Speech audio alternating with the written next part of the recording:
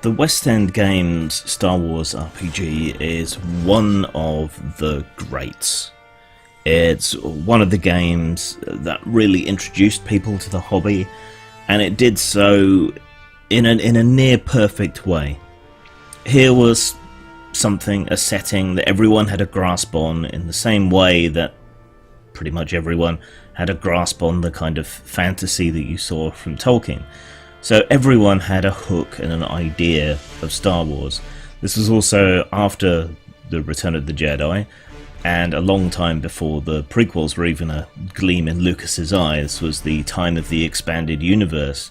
So there was lots of interest in Star Wars, but not a great deal in mainline culture for people to get into. This first came out in 1987, running until 1998, if I remember correctly, before the license passed over to Wizards of the Coast, I believe, who did their editions of Star Wars. But West End Games Star Wars really looms large in people's nostalgia, and is a game that introduced a lot of people to role-playing at all. So, it being the 30th anniversary a couple of years ago, though if I remember correctly this didn't come out till a bit after the anniversary, they put out this edition. This seems to be something that a lot of companies are doing. It happened with Vampire the Masquerade and all the other attendant storytelling games to put out these anniversary editions. In those other instances, they went back to the core material, revised it, laid it out differently, took what they'd learned from later editions, whereas this appears to be pretty much a straight-up reprint of the original. Now, while I've loved West End Games Star Wars for a very long time, loved the system, everything about it, I hadn't bothered to buy a copy at any point when it was available, and so I thought this should be part of my library because it's such an influential and important RPG. And so when the anniversary edition came out, I decided to get it. So it comes in a nice slipcase with this wraparound, which is largely disposable. Pretty hefty. I wouldn't want to travel back and forth too much with it to gaming sessions because it'd probably end up getting damaged, but it's there.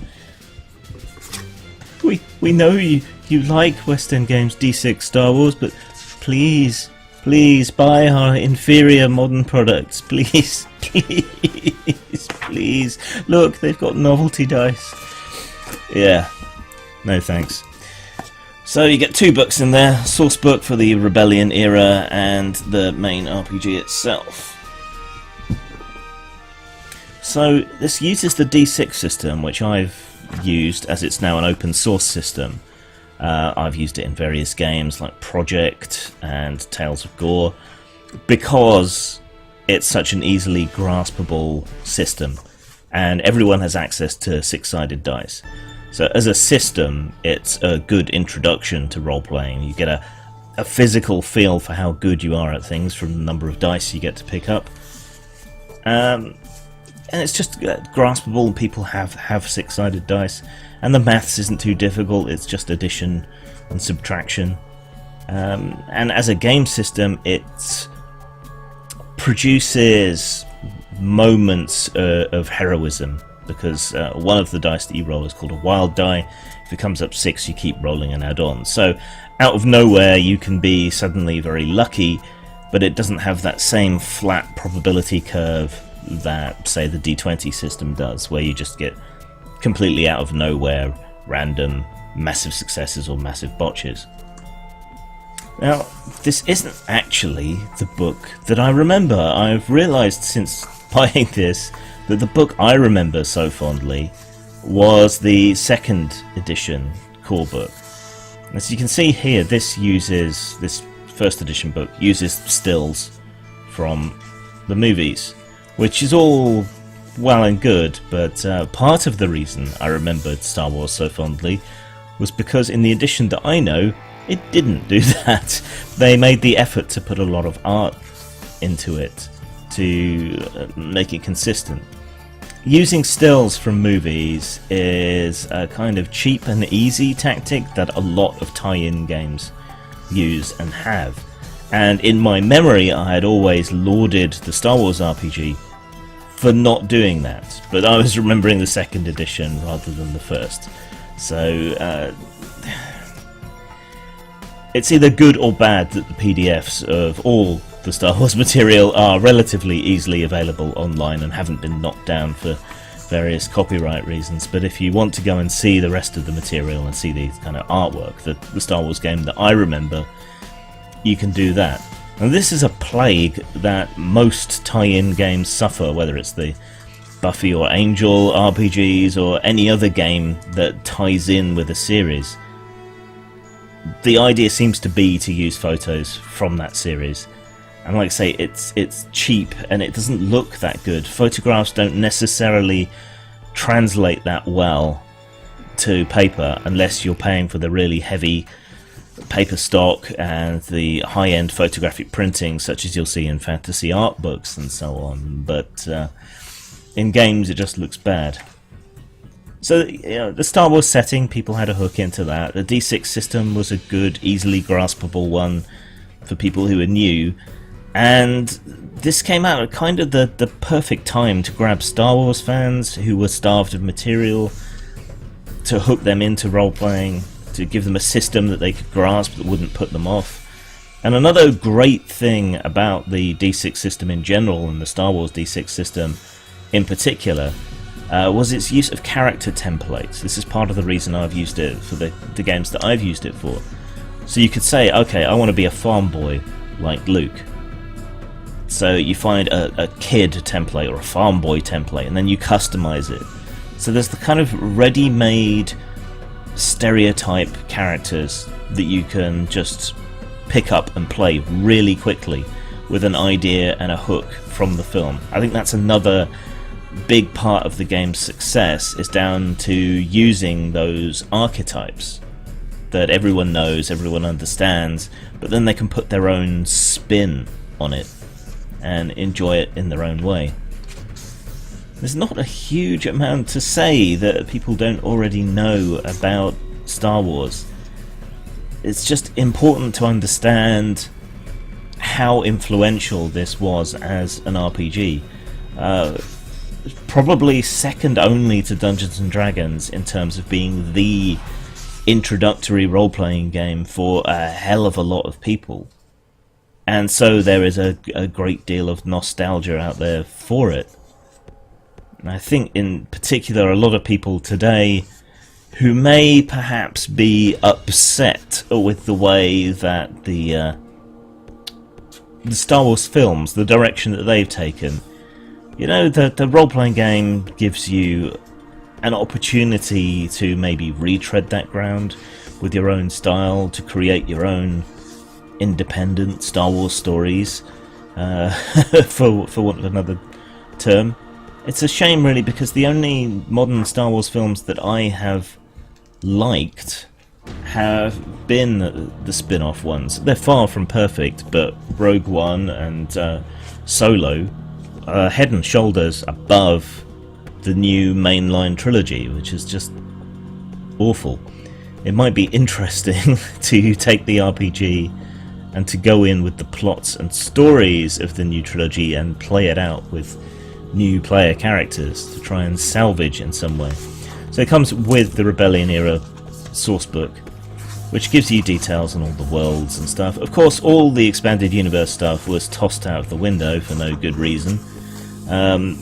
When Star Wars was taken over by Disney, this one you can see the artwork, so you got some idea of how the second edition looked, really.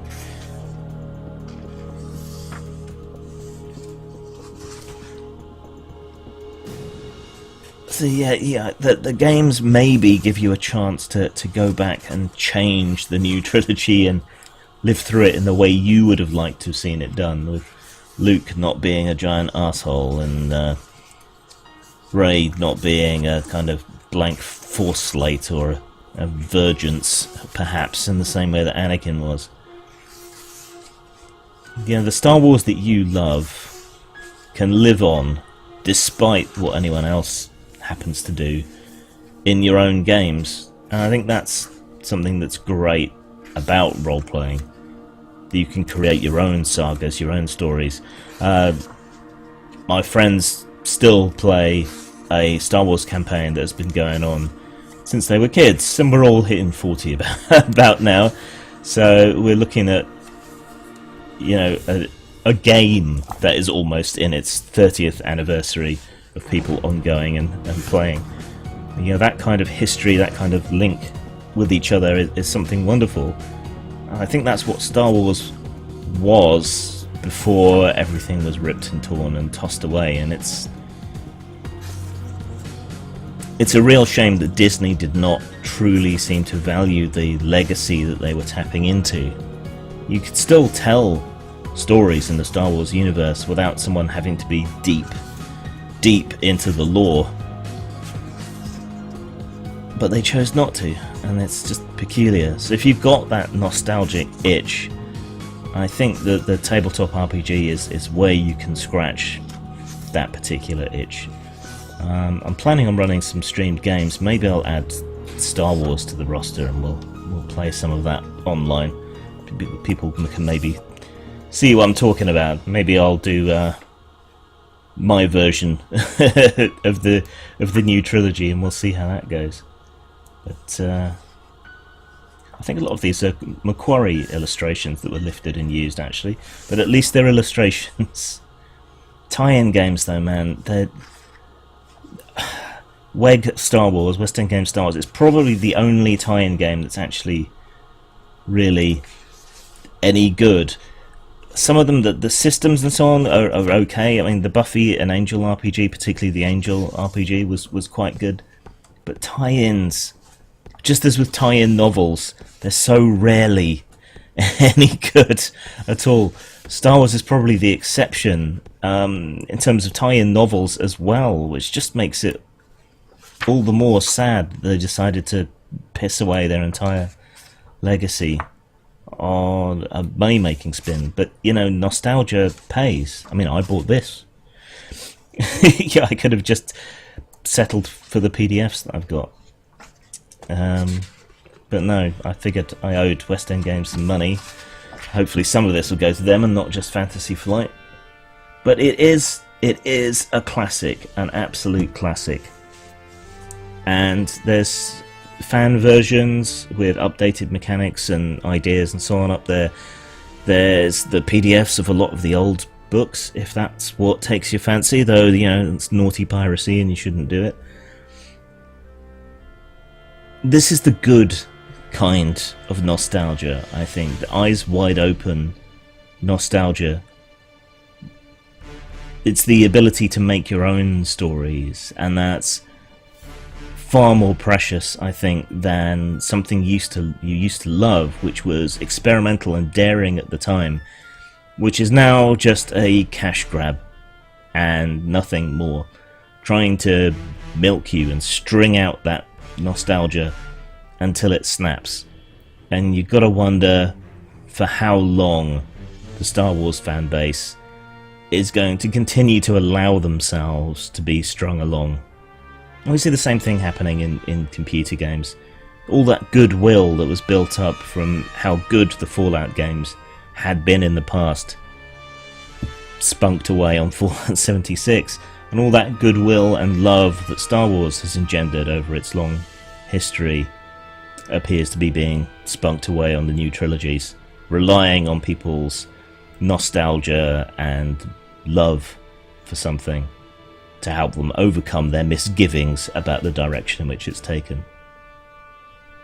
Worthwhile buy, though I was remembering 2nd edition, which looks much nicer, but still, now it's part of my library. Zang.